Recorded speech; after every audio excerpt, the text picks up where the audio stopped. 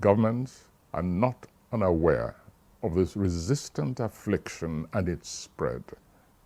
Not only that, they have made promises. They have the power to stop that epidemic. They can apply pressure on pharmaceutical companies. They can subsidize costs of medication, some of which have been successfully tested and are made available in more responsive nations. Yes, responsive nations. Concerned governments on whose shoulders rests a simple, basic sense of responsibility for its citizens. But that treatment is being funded predominantly by our protocols abroad. 95% of the 1.1 million Nigerians, or close to 1.1 million Nigerians on treatment courtesy of the US government and Global Fund. 95%. That's not something that government is comfortable with, and we are committed to changing those figures. We have to invest in HIV treatment. We are having more and more people in the world coming on treatment. Access to treatment is no longer a major issue globally. It shouldn't be for Nigeria.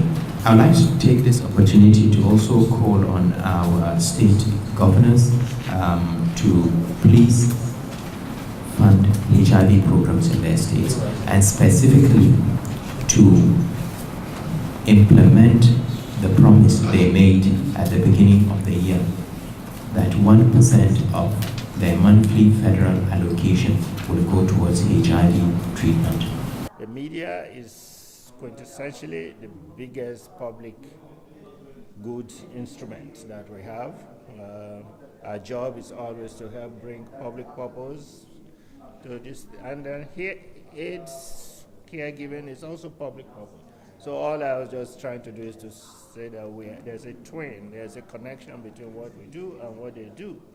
And I'm saying that given their priorities at this time, and the key thing for them is to help get the government to increase public. Okay, we at AHF, we take advocacy very seriously, and the Keep the Promise campaign is for government at all levels to ensure that the funding for HIV/AIDS is sustained, because there is a funding gap and funding is declining, and we want to ensure that the promise that is made to every person who is placed on treatment is seen through.